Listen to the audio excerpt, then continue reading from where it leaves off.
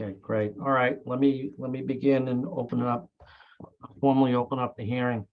Good evening, ladies and gentlemen. My name is Frank O'Brien, and this hearing this evening of the Milton Zoning Board of Appeals is regarding the application for a comprehensive permit relative to the premises located at 936 Brush Hill Road.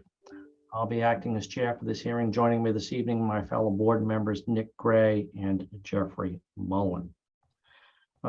This is the 12th substantive evidentiary hearing in this process, and it is my hope that this will be the concluding evidentiary hearing this evening, and that upon the conclusion of the hearing, we will begin to develop the process for the board's deliberations.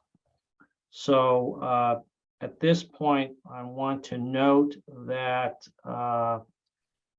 there are now approximately 60 or so. I'm just opening it up right now, 60 or so submissions that have been made relative to this application. And as has been the custom in the past, I'm just going to note that there have been several additional submissions that have been sent to the board since the last hearing on September 9th. The primarily are comments from the applicant with an accompanying memo, as well as some additional comments by Mr. Reardon. The comments by the applicant included an additional memo concerning the sightline issue, as well as comments concerning the planning board comments and comments submitted by Mr. Galvin at the last meeting. I'd also note that earlier today, the board was in receipt of an additional email from Ms. Lori McIntosh, who is an abutter of the project and who has been an active participant in this hearing. Crystal, is Ms. McIntosh in the attendee list this evening? Yes, she is.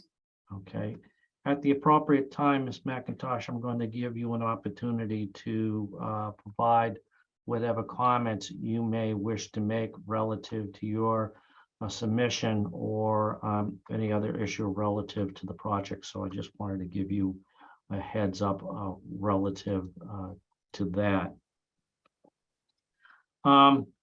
In terms of the agenda, the dance card for this evening, if you will, I'm going to give Mr. Schomer an opportunity to summarize the comments that he has submitted to the board that are in response to some of the materials that were talked about during the course of the last meeting. I'm going to ask Mr. Reardon to then talk about his sightlines memo. My intention would then, if Mr. Sawinski is on, I don't see, there he is. I see Mr. Sawinski. I'm going to ask Mr. Sawinski to talk a little bit about the scenic road issue that Mr. Mullen raised at the last meeting. And then I'm going to give Mr. Galvin an opportunity to comment. And then once Mr. Galvin finishes, it'll be my intention to open up the hearing to any additional general comments, Ms. McIntosh and others. Then at that point in time, assuming that if Mr. Galvin or Mr. Schomer have anything that they'd like to say in summary, it would be my hope and desire to close the evidentiary portion of the hearing at that particular point in time. Does anybody have any questions or comments relative to that agenda? Okay, hearing none. And with that, Mr. Schomer, I'm going to ask you to begin by summarizing your latest submissions, please. Certainly. Thank you, Mr. Chair. For the record, Attorney Jesse Schomer representing the applicant in this matter. With me here tonight, Mr. Chair, are members of my development team, including Tim Loranger of Embark Architects, project architect, Aaron Hosseini Fitch of Verdant Landscape Design, our landscape architect. I misspoke previously, Mr. Chair. We have one late joiner tonight. That'll be Phil Cordero from Allen and Major. So, Crystal, if you see his name pop up in the attendees, I'd ask if you could just let him in case any questions come up on the civil side. And also present tonight, Mr. Chair, are my clients, Jacob and Joe Temposi, as well as our traffic engineer, Bob Michaud, and Dan Dume from MDM Transportation.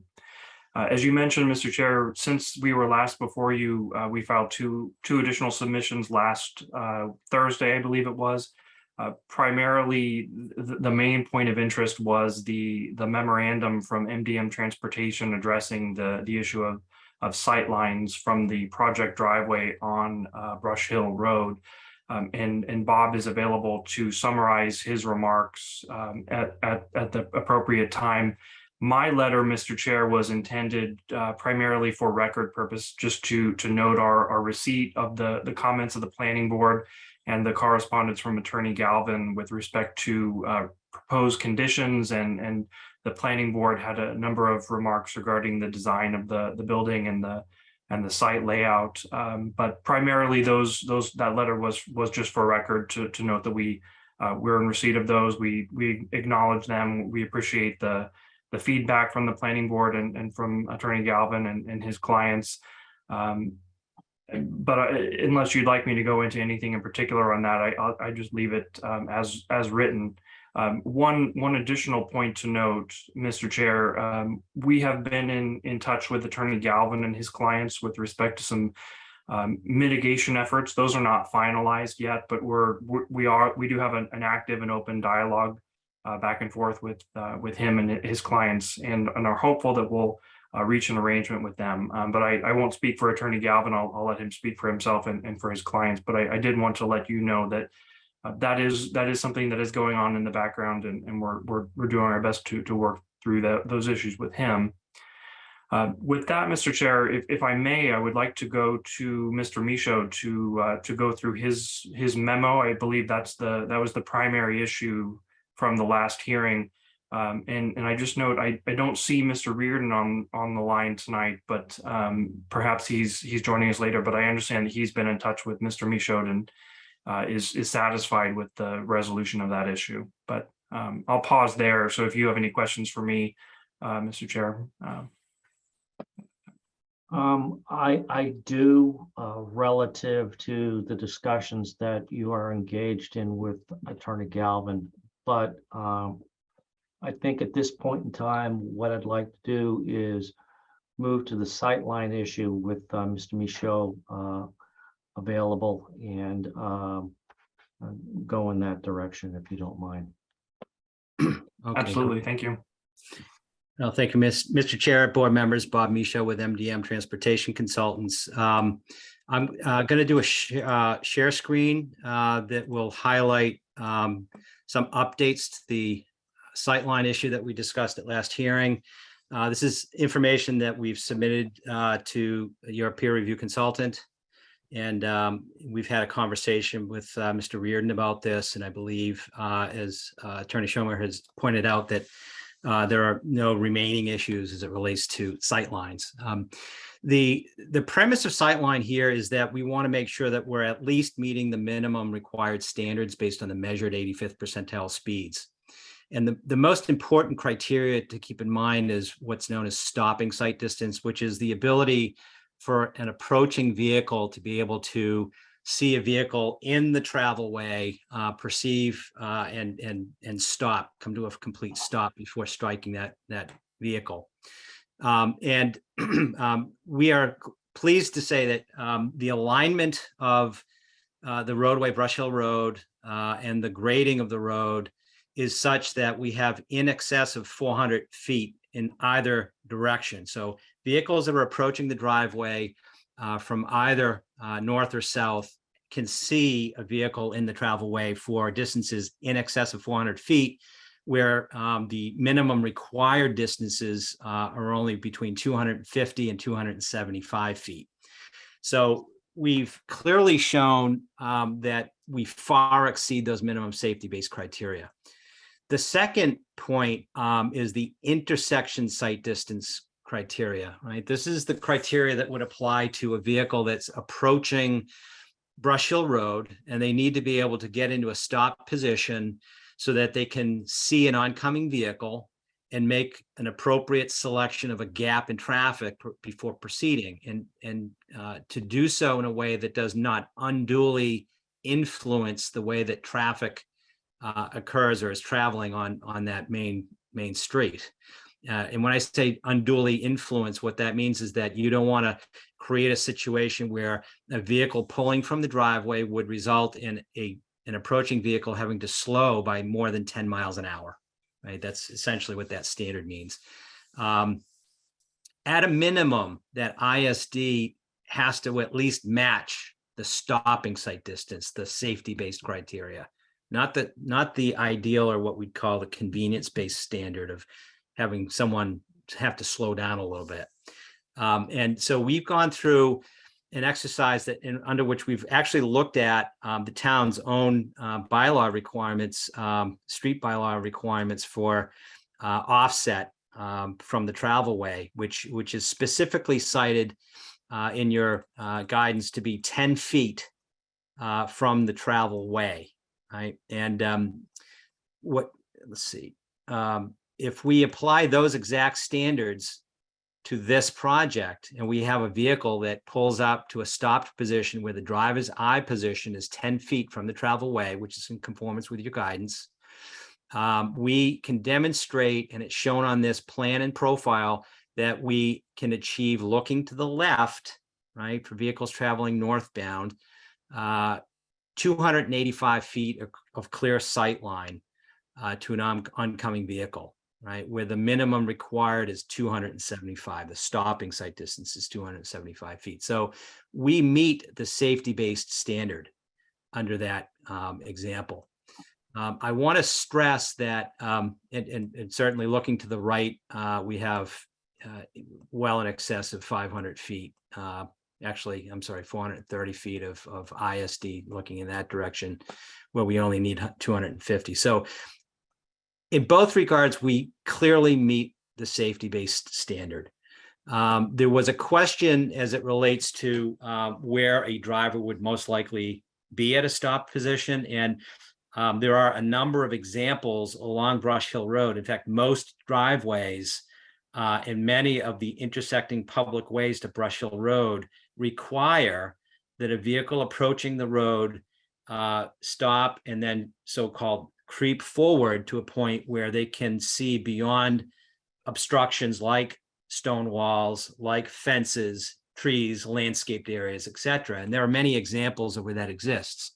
In fact, just north of here at Woodmere Drive, which is within a quarter mile of the site to the north, that exact circumstance can be observed, right? If board members are familiar with that, we can certainly look at it on an aerial diagram to refresh your memory, but it's not uncommon for that scenario to take place along most of the driveways and many of the intersecting public ways.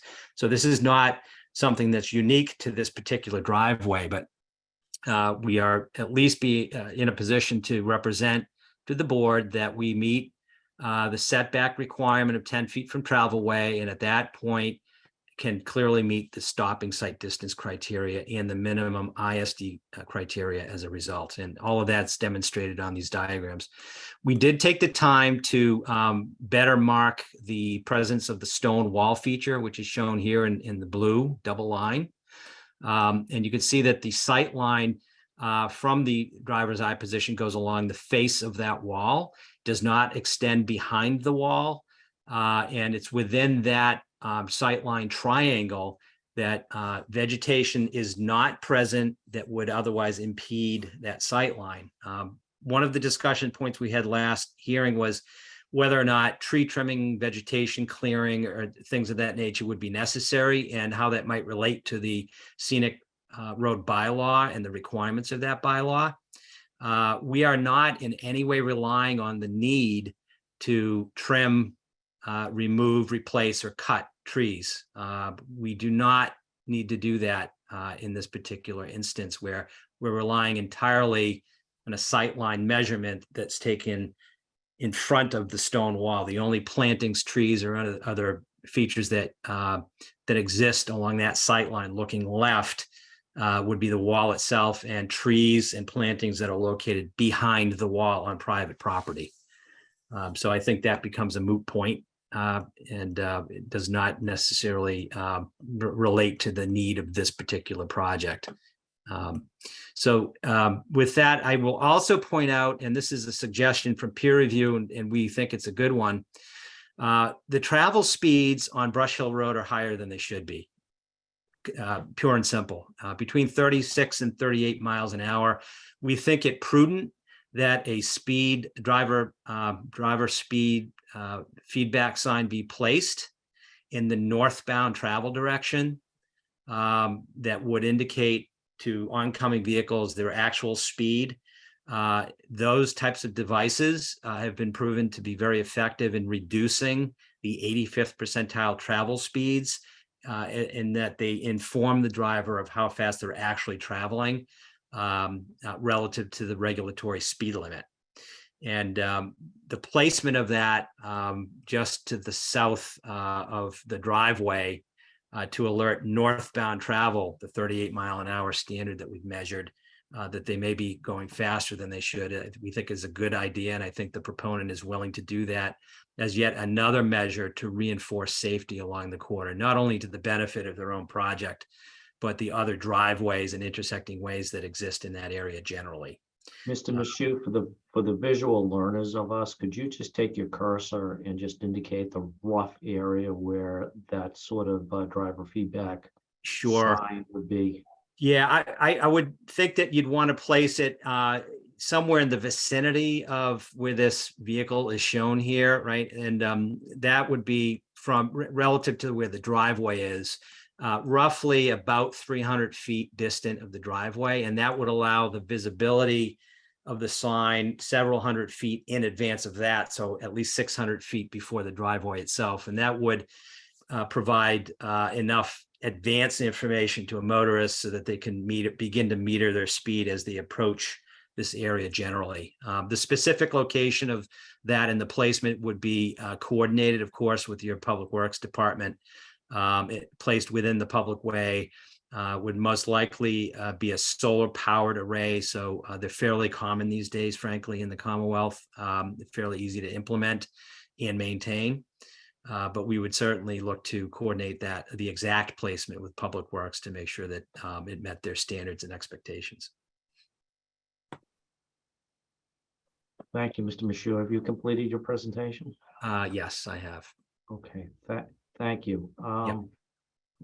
So before I open it up to questions from members of the panel, I just want to note that Mr. Reardon is traveling this evening, and he was going to make an attempt to be on the hearing from his location, but he did provide an email to the board, which is included in the materials that are on the website. In this email, which was addressed to Mr. Sawinski, I think it's brief enough to read. Tim, I had a chance to review this information. It does a good job of addressing. By this information, I'm referring to Mr. Michoud's letter, which he just summarized his presentation. It does a good job addressing our concern related to site distance, and particularly when considering the offer to install speed feedback / monitoring signs. As the memo indicates, the signs have proven effective at reducing speeds and is an appropriate way to address any concerns as to how little room they have between the required provided site distances. At this point, all our significant technical concerns have been addressed, and I plan to provide a letter to that effect with recommendations for conditions that address any minor outstanding items early next week. So I thank Mr. Reardon. The board thanks Mr. Reardon for providing that comment. At this point in time, I'd like to provide an opportunity for Mr. Galvin if he would like, if he wishes to make any additional comments relative to Mr. Mashu's presentation and letter. I don't really have anything to add from what I previously said in prior meetings. We always took the view that the site distance should be measured at the 14.5 feet, and there wasn't site distance. But I would like to confirm for you that we've had some direct discussions with the developer and council, and although we don't have any agreement, we're continuing, and we intend to continue to work with them to see if there are any other concerns that they can address, and hopefully we'll come to some conclusion. We're not prepared to do that right now. All right, well, let me at this point, and I apologize to my fellow board members because I did a rope-a-dope. I should have asked Mr. Gray or Mr. Mullen if they had any questions for Mr. Mashu or would like to make any comments on this issue. Interested in what the speed limit is on Brush Hill Road now and how that compares to the speed that you reported. Right. Let me confirm that. I believe it's a 30-mile-an-hour speed limit here, but let me just confirm.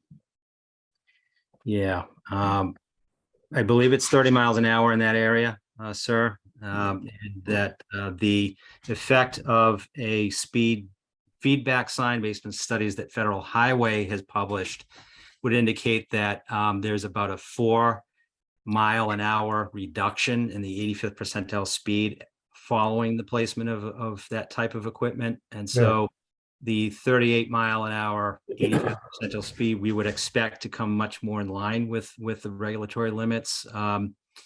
And that's all public information that's readily available through studies that Federal Highway has done and that we've discussed with Mr. Reardon.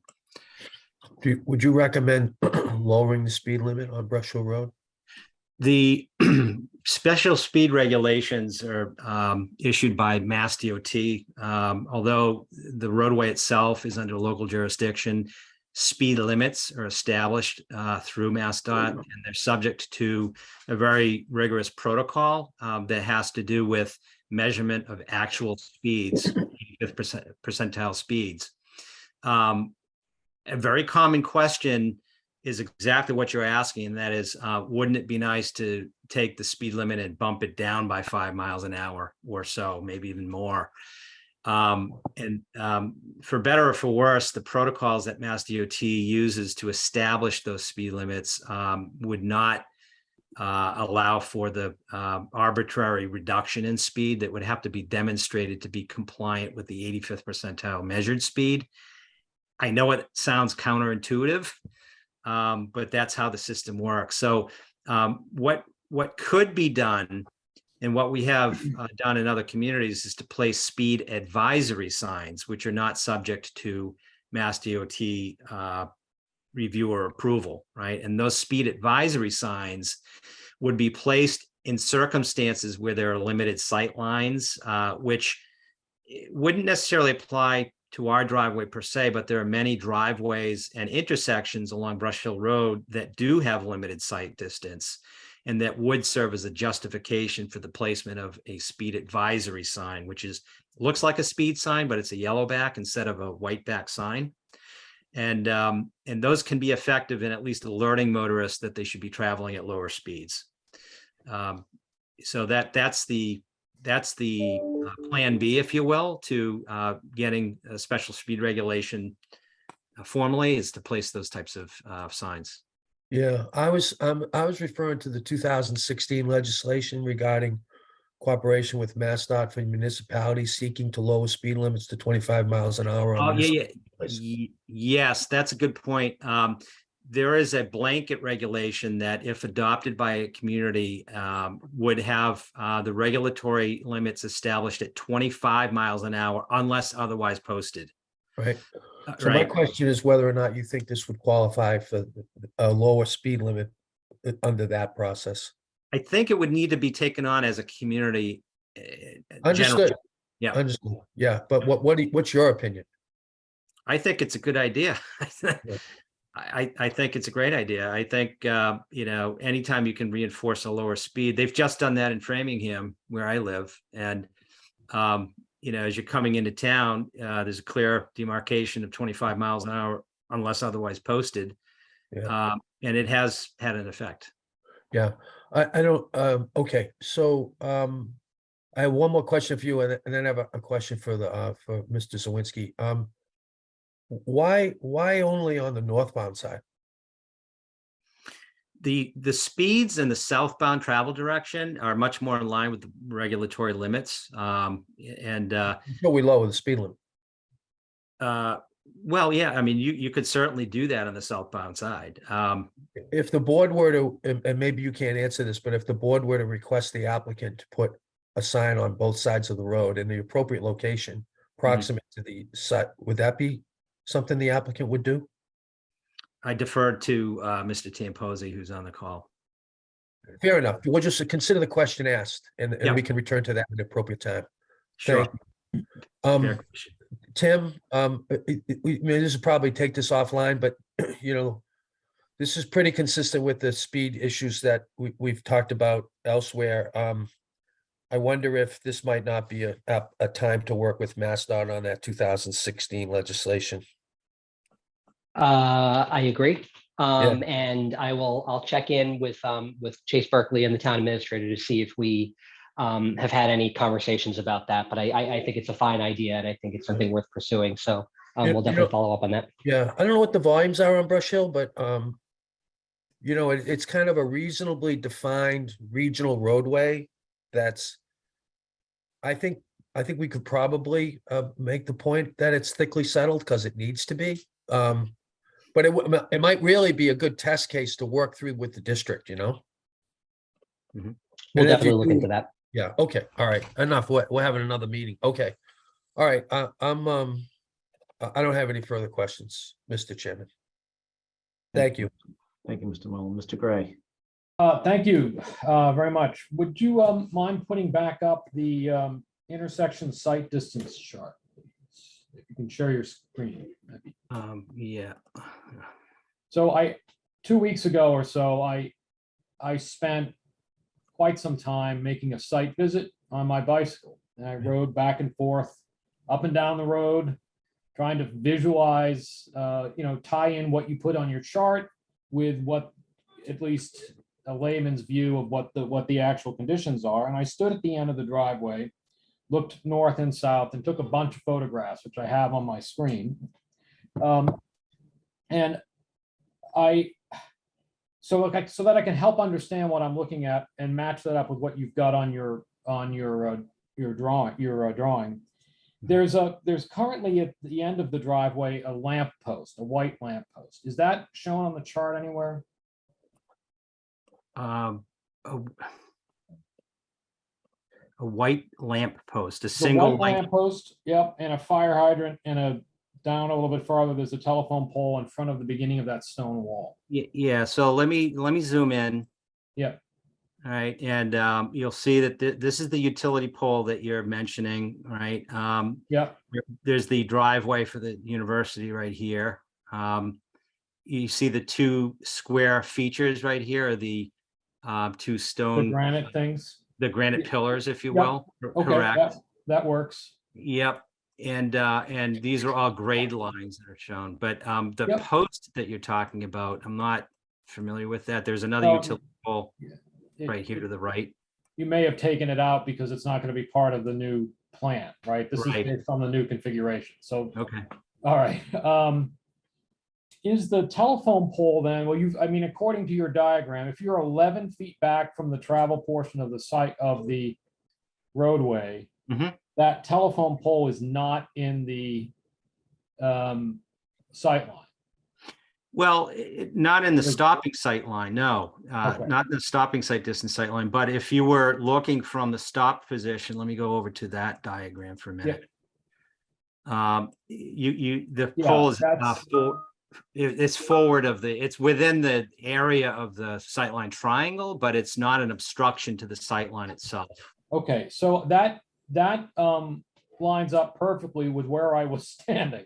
Because that sight line, which I'm looking at right now, travels I'm looking straight down to where I'm pointing at the screen. Pat, a lot of good that does to anybody else.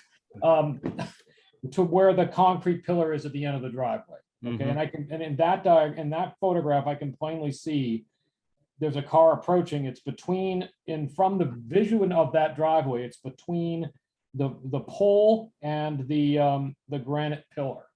So you can't, once the granite pillar you get to the granite pillar, you can't see anything further around the corner from that position, at least not as it's currently configured, because of the vegetation and stuff behind the granite pillar.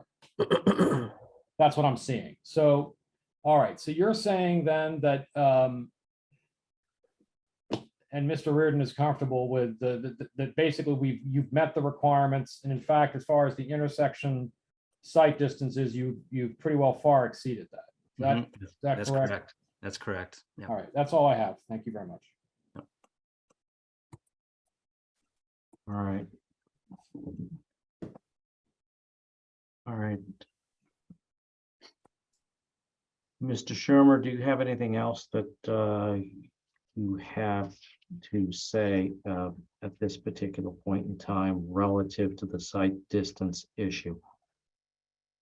No, Mr. Chair, I think that concludes our testimony on that subject. All right. So this evening, both Mr. Galvin and Mr. Schumer indicated that there have been discussions between their clients relative to this. And I'm pleased to hear that, and I'm sure that members of the board are pleased to hear that as well. And I hearken back to a law school professor of mine who opined constantly that a good settlement is better than a good trial any day. And so I'm pleased to hear that. My question to both of you gentlemen is, I made no bones about it at the beginning of this hearing that this was the 12th evidentiary hearing, and I'm not interested, and I believe that the board is not interested, though the board members can obviously opine for themselves, not interested in continuing evidentiary hearings ad infinitum. Having said that, it sounds like at least there is the possibility of some areas of agreement could potentially be reached. So the question I have for you gentlemen is, would keeping the evidentiary portion of this hearing open be in the best interest of those discussions? Or are you not in favor of keeping the hearing open? I'm thinking of providing the maximum amount of flexibility on the part of the board to the applicant and the representative of the butter concerning these discussions.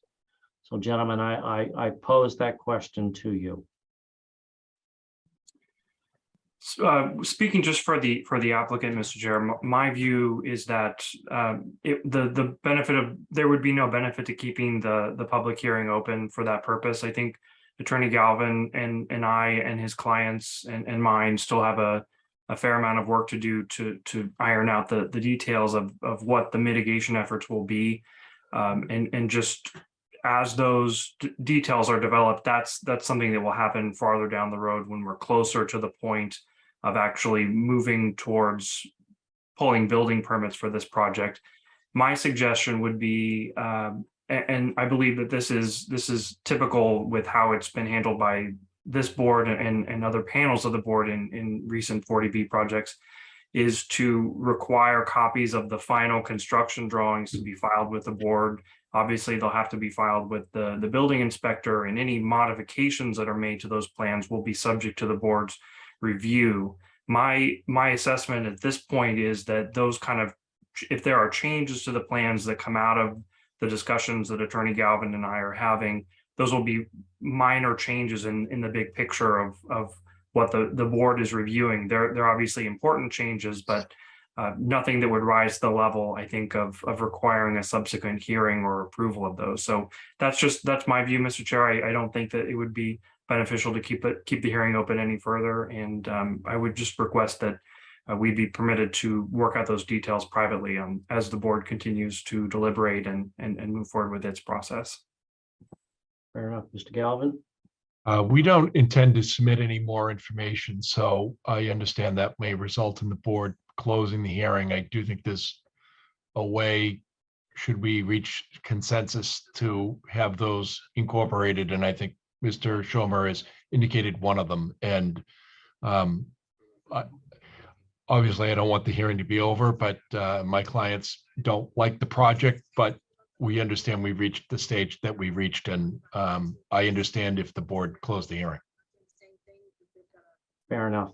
Mr. Graham, Mr. Mullen, do you have any questions or comments on that particular issue? No questions. Okay, No questions. all right. At this point, thank you, Mr. Schomer. Thank you, Mr. Galvin. I think that we will proceed as I articulated at the beginning of the hearing. Before moving on to that point, however,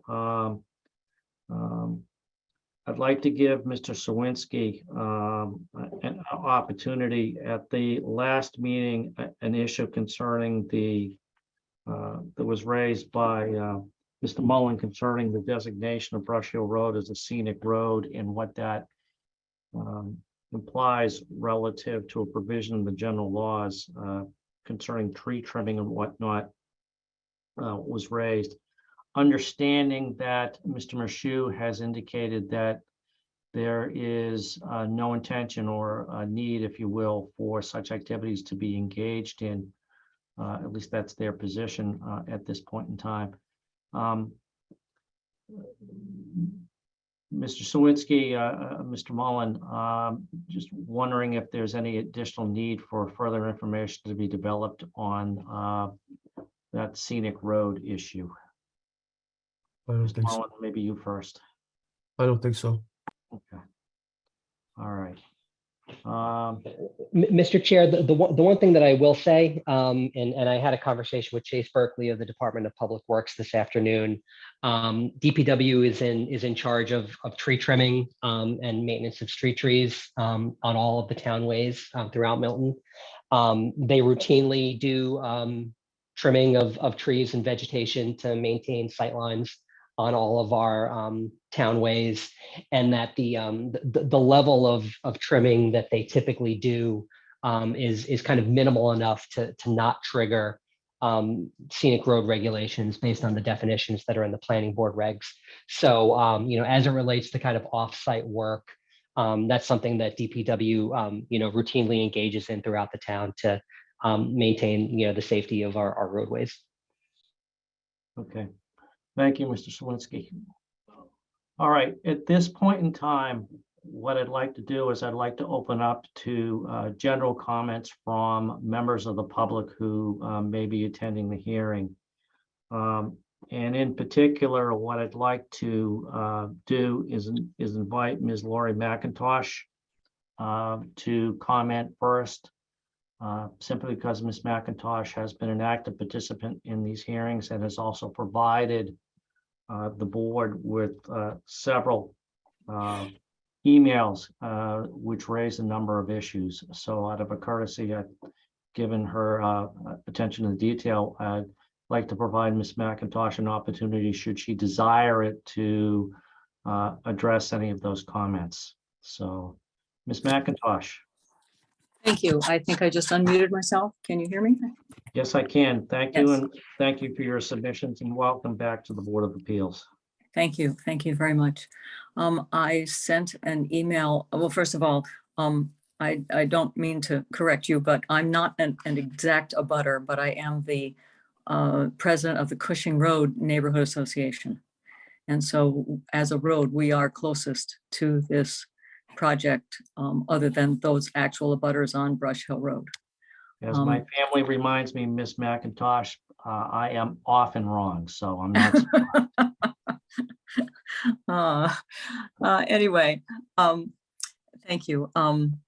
I did raise some issues that actually have been repeatedly raised in emails and in discussions for several months on end.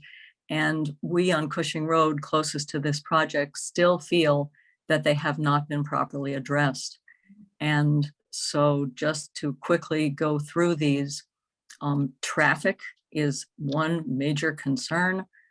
We calculated and looked up back in the spring, I believe it was, that the number of units are going to bring an additional 200 trips per day. And as our road is the closest road to grocery store, liquor store, bank, post office, Boston, Dedham, Route 1 and beyond, 200 trips a day is an additional car every 2 minutes.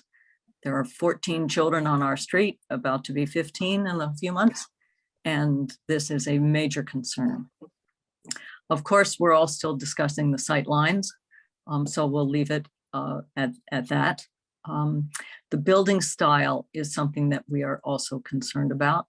It needs to be in character with the neighborhood, and in character means white, colonial, blending in with the other large single-family homes. There are many large facades in the town of Milton that could be viewed and taken as an example, so that this structure does not look like a condo complex, because right now that's exactly what it looks like.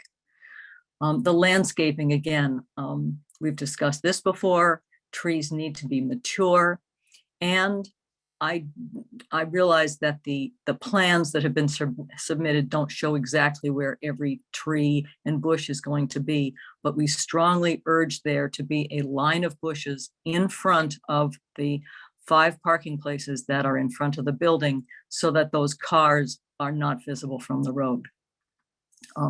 Exterior lighting is something that has not really been addressed until the last meeting, where I think all that was mentioned was that the lights wouldn't shine into the neighbors' houses, but the exterior lighting needs to be thought out much more in depth than that. We requested, once again, quite a few meetings ago, that the exterior lighting be dark sky compliant, and we haven't heard anything about that. So that's a major concern. And then what about during construction? Where are the trucks going to come and go from? Brush Hill Road's a scenic way and a no truck zone. Our street, Cushing Road, is a no truck zone. So I don't recall hearing any kind of conversation about that. We don't want trucks trucking up and down in front of our homes for a year with noise and mud and trash and everything, etc. And finally, visitors parking is another thing that has not been addressed. People are going to have people over. Where are they going to park? We on Cushing Road do not want that to be on our street at all. So there's much more detail about these issues in past emails that I've sent, but these are the things that we really feel we're nearing the end of this process, and we don't have explanations or solutions for these. And in some cases, they've barely been addressed. So thank you very much for listening to our concerns. Thank you, Ms. McIntosh, and thank you for continuing to press your concerns. We appreciate it as a board. We appreciate your participation in the process.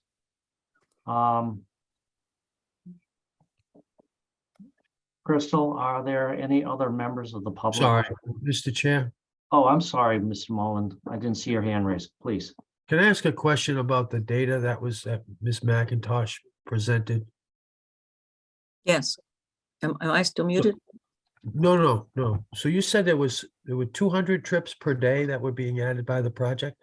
Yes, this goes back to an email that I originally sent on February 1st, 2022. And at the bottom of that email are the links to the pages of the dot.gov/policy, chapter 1, et cetera. So the first footnote is for those statistics, and the second footnote in that email is for the dark sky information. So that's, yeah, February 1st of 2022. 200 per day. Yes, that's trips. So that's actually 400 because that's going out and then coming back. Right, but then did you say it was 2 per minute? Yes. And I used the normal day that I used to calculate that rather than, 24 hours in a day. So one car every 2 minutes. Did you say 2 per minute? It's the other way around. It's one car every 2 minutes. And it says here, I'll just read the sentence that I wrote from the email in February.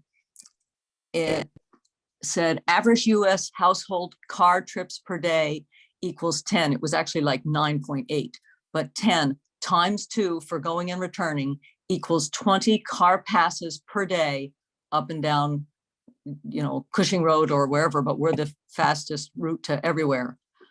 Therefore, 20 apartments times 20 passes equals 400 additional car rides per day. The overwhelming majority, which would be up and down Cushing Road, which equals an additional non-resident car every 2 minutes, in addition to the non-resident traffic we already deal with. Add to that additional deliveries by Amazon, USPS, Uber Eats, Globe Delivery, et cetera. Okay, all right, I think we've got traffic, a traffic study that's been submitted as part of the package application, correct? Mr. Schumer? Yes, that's correct, Mr. And Mullen. how does Ms. McIntosh's extrapolated data match up with the traffic study that was done? I'll defer on that to Mr. Michaud. He'll be able to explain it much better than I possibly could. Thank you. Sure. Thank I agree you. with- I agree with that. The traffic report, which was subject to peer review, relies on industry standard and Mass DOT approved, in fact, required methods to estimate traffic. And that's based on a manual called the Institute of Transportation Engineers Trip Generation Manual, ITE Trip Generation. Those trip rates are regularly updated to reflect current trends for various uses, including residential. And when applied to this project at 20 units, results in a total two-way daily traffic volume of 146 vehicle trips in total. And those were corroborated through the peer review process. On an hourly basis, the number of trips using the same source information, ITE Trip Generation, the latest version of that would indicate between a total of 9 hourly vehicle trips during morning hours, commuter hours, and 11 total trips during evening hours, which would represent the equivalent of about one vehicle every 5 minutes going to or from the property. And when distributed on the roadway, because not all of those come from a single direction, about 2/3 of those volumes would come from the north and a third to the south. The number of trips that would be impacting any particular section of Brush Hill Road would be less than 100 additional two-way trips per day, and less than about 5 to 6 vehicle trips over the course of an entire hour, or one vehicle every 10 minutes. All of which has been subject to peer review, corroborated, and are consistent with current methodologies and accepted practice.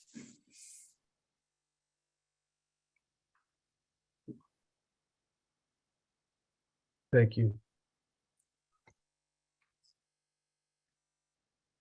Any other questions or comments relative to that issue? Ms. McIntosh, do you have anything you'd One like to add? question, Sorry. Oh, sorry, go Brian. ahead, Mr. I'm not excuse sure me, Ms. to whom to McIntosh. ask Mr. this Gray, go ahead. question, but maybe it's to Mr. Schomer, but to what extent is a zoning board of appeals authority in a 40B project to impose conditions? To what extent does it allow us to dictate to the developer the style and architecture of the building? Well, I don't want to speak for town council or your advisor, your technical advisor, Judy Barrett. She'll be able to explain that issue further and probably more articulately than I could. But generally speaking, the authority of the board in imposing conditions is limited to situations where there are issues of local concern.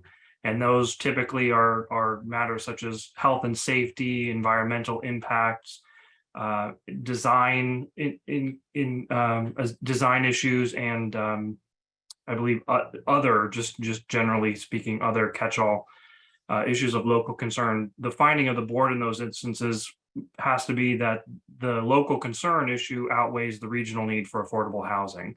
So that's part of the letter that I submitted for record with respect to the planning board's comments.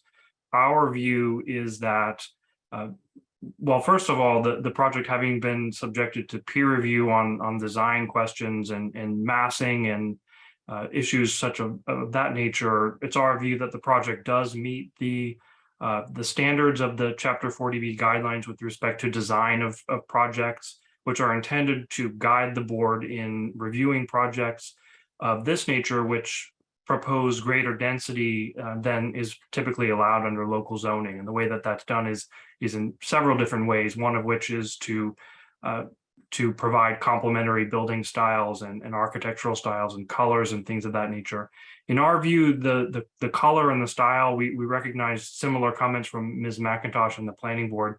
Those are aesthetic questions. I think everyone here has different viewpoints regarding whether it should be a darker color or a lighter color, more modern, less modern, or what have you. In our view, that does not rise to the level of a local concern. That's my opinion personally. It's up to the board to make that decision. But I would just encourage you to speak further with Judy Barrett on that when you're in the process of deliberating. Thank you very much. That's very helpful. I had no further questions. Thank you, Mr. Gray. Ms. McIntosh, do you have anything you'd like to add at this point? No, thank you. Thank you. Ms. Rich, have any other members of the public indicated a desire to speak at this time? Yes. Hold on one second.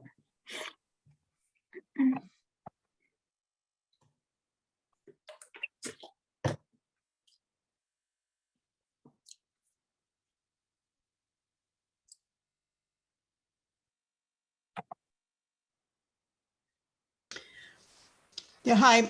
My name is Becky Simons. I live at 1053 Brush Hill Road, and I just want to comment on the 146 trips per day in a, pretty dense section of Brush Hill Road with Curry College and the other residences. And I think that really needs to be pretty thought out in terms of the traffic that adds.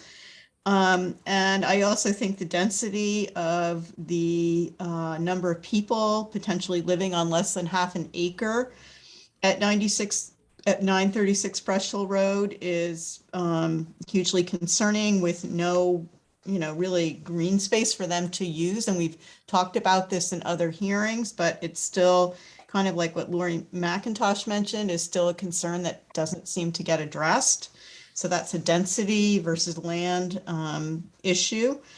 And I can vouch for the speed limit going north and south. I live in the section of Brush Hill Road between Walcott and Milton Street, and frequently in the past walked my dog daily. And the traffic goes well over the speed limit. And I think the idea of putting some kind of speed indicators would be really helpful. But it's the traffic coming from Milton Street up Brush Hill Road is, and both ways, but particularly that way, is really, really concerning. Thank you. Thank you, Ms. Simmons. Any questions for Ms. Simmons by members of the board? All right. Seeing none. Thank you. Ms. Rich, is there anyone else? No, not at this time. Okay. All right, I want to thank Ms. Simmons and other members of the public for their continued presence and attention to these hearings. At this point in time, what I'd like to do is I'd like to give both Mr. Schomer and Mr. Galvin a minute or two or three, what have you, to kind of sum up, if you so desire. Yes, thank you, Mr. Chair. I'll keep my remarks very brief and just thank the board members for their time and attention throughout this hearing, which has now lasted the better part of this year.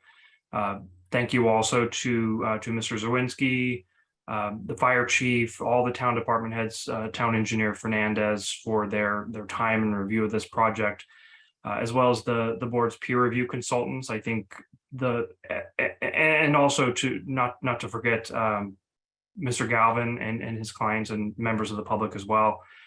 I think the feedback from all of those sources has contributed to what the project is today. It's made it better. And I think it's going to be a good project for the neighborhood, for the town, and bring some affordable housing to this part of Milton. So as the board members know, that the project has developed over the course of the months that we've been before you. It's changed in a number of ways.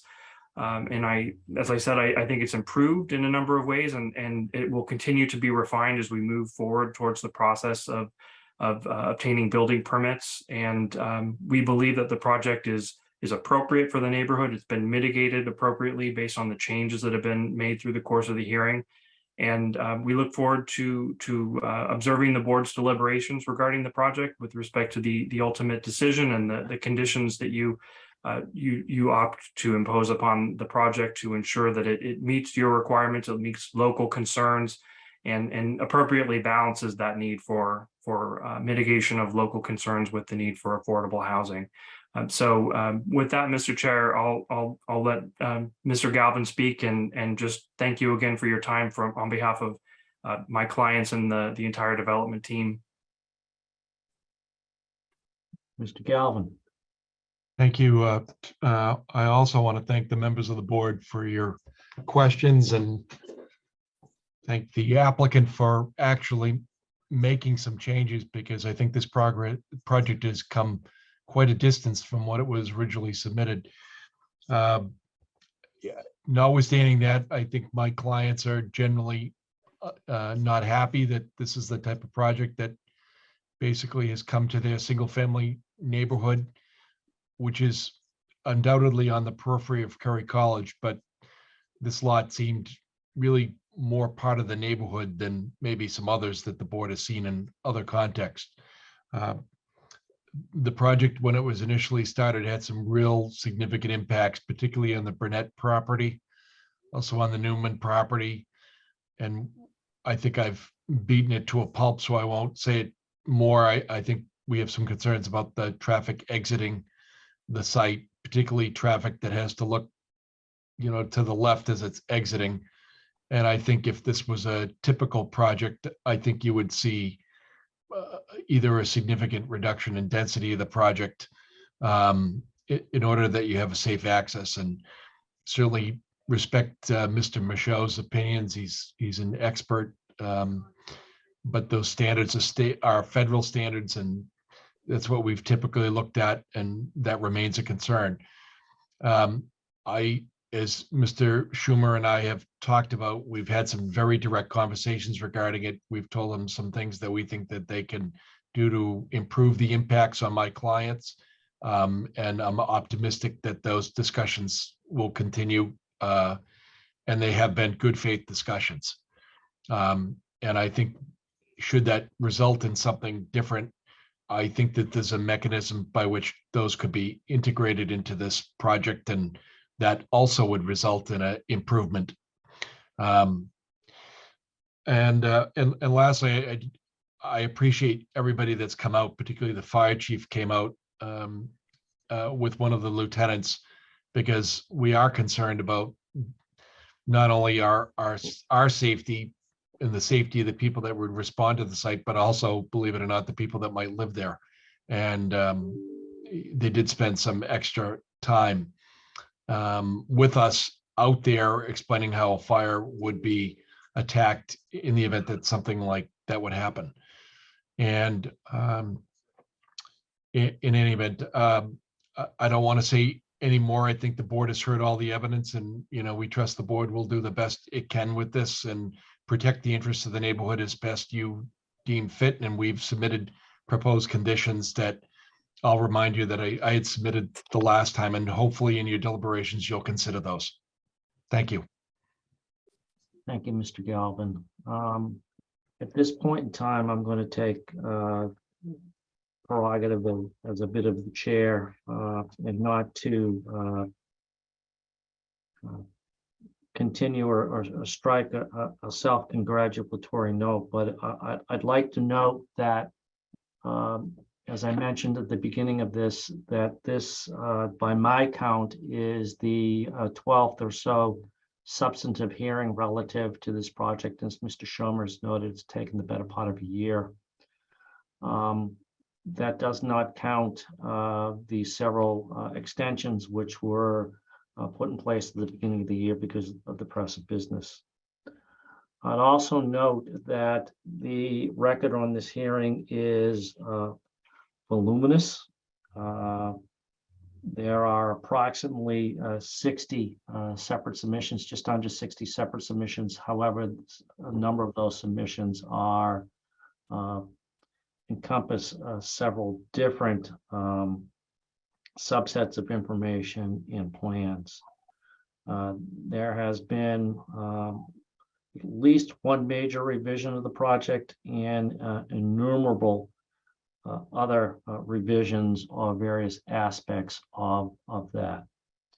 So I think it's fair to say that all parties have approached this in a very professional manner, and that's appreciated by the board. I'd like to thank Attorney Schomer and Attorney Galvin for their expertise and their professionalism before the board. We've benefited from your expertise and from your advocacy on behalf of your clients. I'd also like to thank our peer reviewers, Sean Reardon, Cliff Bomer. This is a volunteer board, and we benefit each and every day from the expertise provided by our peer reviewers, as we do benefit also from the expertise provided by Mr. Sawinski, the fire chief, Chase Berkeley, and the staff at the DPW. We're also much appreciative of the elected town officials who have weighed in on this, the select board, the planning board in particular. And finally, last but not least, I would like to thank my my two fellow board members, Mr. Gray and Mr. Mullen, for putting up with me as their chair during the course of this, and their patience and attention to detail is very much appreciated. So at this point in time, before I seek to move to close the evidentiary portion of this hearing, I'd like to open it up to Mr. Gray and Mr. Mullen if they'd like to make any comments at this particular point in time. It does not appear. Mr. Mullen. I'd like to get Reardon's last letter on the record. Okay. It's unfortunate that he's not here and that we don't have that letter. But I wonder if it would be a burden to keep the hearing open so that we can have that letter, because that's the letter that addresses the issues that were addressed in the last meeting. And perhaps he could address some of the issues, or to the extent that he hasn't, that came up tonight. I don't know. I don't want to hold things up, but if that letter comes in after you close the hearing, I don't think it's part of the record. Maybe it is. If I may, Mr. Chair, just to make a suggestion Yeah. on that point, because a similar issue came up recently with our 16 Amore Road project, where I believe it was a letter, not from Mr. Reardon, but from one of the town department heads. What we did in that case, and we'd certainly be agreeable to it here, was to agree that the hearing vote to close pending receipt of Mr. Reardon's letter, and we would have no objection to that whatsoever.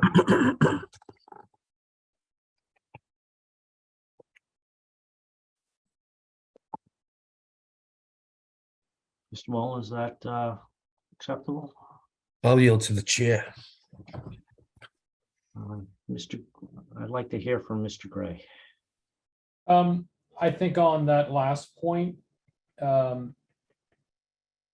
that's Mr. Schomer's suggestion seems like a reasonable one.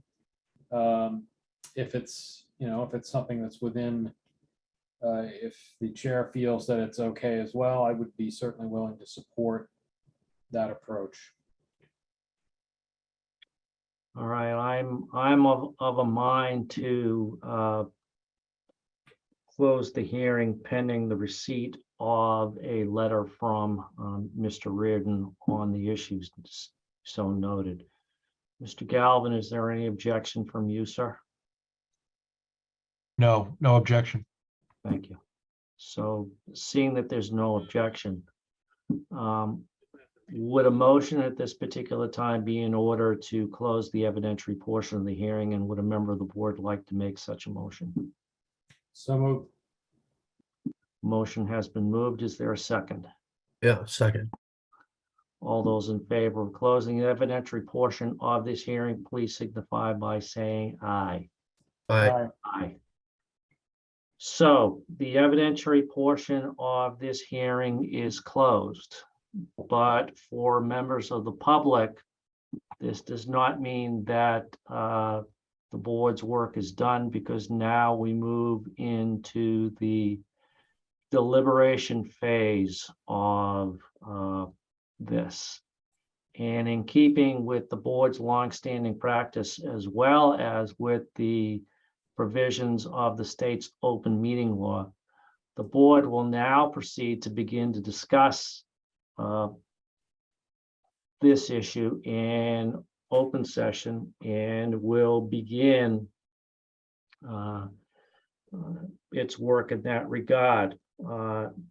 At the appropriate time during the course of this, there will be a vote taken on whether to grant the relief that has been sought. However, there's a fair amount of work that needs to be done between the close of the evidentiary portion of the hearing, and which has just occurred, and a vote on the part of the board. So all of that will be taken. There are a number of issues that will need to be addressed, conditions and whatnot, which will need to be discussed. Typically, what happens during the course of this particular portion is that the board does not receive additional testimony or additional evidence, if you will, from the applicant or others or members of the public. However, the board does receive information from its technical experts, as well as information that may be related to specific issues that come up during the course of the board's deliberations. And the board would solicit that information from the appropriate sources. So it's not a process where you're going to see people testifying. However, you will see on occasion the board asking a question and the board receiving information. So Mr. Mullen, having chaired a hearing like this before, have I articulated that process correctly? Yes.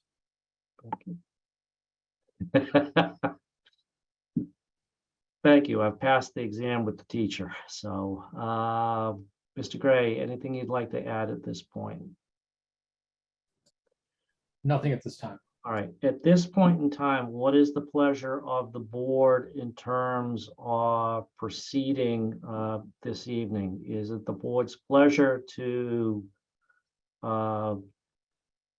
have a general discussion of things, or is it the board's pleasure at this point in time to take individual counsel, review the record and materials, and set a date for the beginning of public deliberations on the part of the board?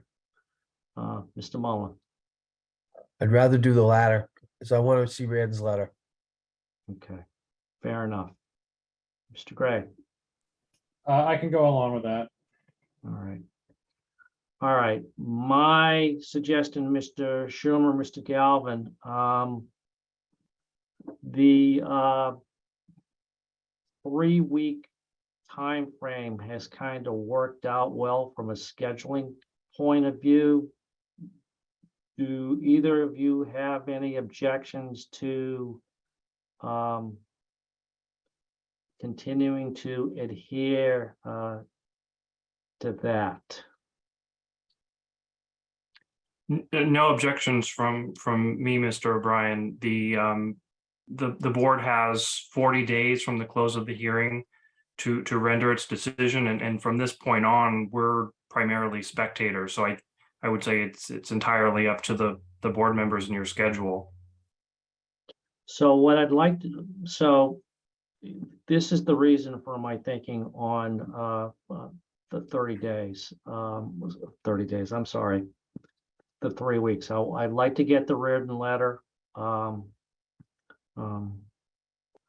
having some minor surgery, so I'm going to be out of the down from the count for a little bit. So nothing problematic, but I am mindful. I am mindful of that as well. Honestly, I don't know how we've escaped with anybody having been in a car accident or a COVID or something like that, but life is catching up to some of us. So that's one of the primary reasons why I suggest adhering to the 3-week thing at this particular point in time. If that, with the understanding that during the course of that, we'd get the written letter in, the record would be buttoned up, would probably have some conversations in terms of some of the logistics in terms of the materials and whatnot, and be in a position where we can hit the ground running relative to deliberations 3 weeks out, which by my count is 20th October. 20th of October.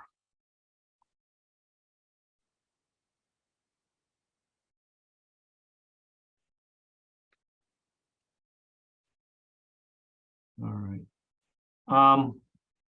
Ms. Rich, how does that work from a scheduling point of view? Zoom world wise and everything else. The 20th should work fine. Okay. Then without objection, the 20th it should be. So are there any concerns on the part of the board that may leave us short in terms of any of the deliberations? No, I think that's, I think meeting on the 20th is fine. Given the 40-day time limit to produce a decision, we may not want to wait 3 weeks after that for the next session. I agree. Frank, I'm not sure I can meet on the 20th. I got a meeting at 5 o'clock that I think could be a while. I'm good. I'm good that week, so I could basically do it any day that week. So I just picked the 20th because it's the 3 weeks, but the week of the 17th would be a target date. I could do it on the 19th. Yep, the 19th works. That's opened if you want to do that. That I have an event that night, but I think it should be over by 7. We can move it to 7:30 if that would be helpful. That would help if it's not too late for the other of you two, for both of you rather. It's not too late for me because I live for the Board of Appeals. Might give Mr. Mullen more time to cycle home in the dark from. No, not doing it. I went by your house at 6:20 tonight. I was hustling to get in here before Yeah, you were turning moving. into a vampire. The 19th would be okay. So why don't we set, Miss Rich, why don't we set the 19th at 7:30? Okay. Okay. So, Sounds so this hearing is recessed. Mr. O'Brien, I yes. could do 7 o'clock. The thing I'm looking at will be over before 5 o'clock, so that's fine. I could Oh, do okay, 7 then. if that's easier for the board, 7 o'clock on the 19th is fine. 7 o'clock. Well, why don't we make it at 7 o'clock on the 19th? So. Okay. So with that, once again, I'd like to thank everyone for participating this evening. And this hearing will stand in recess until October 19th at 7 p.m. Thanks, everybody. Good evening, all. Thank you. Good night.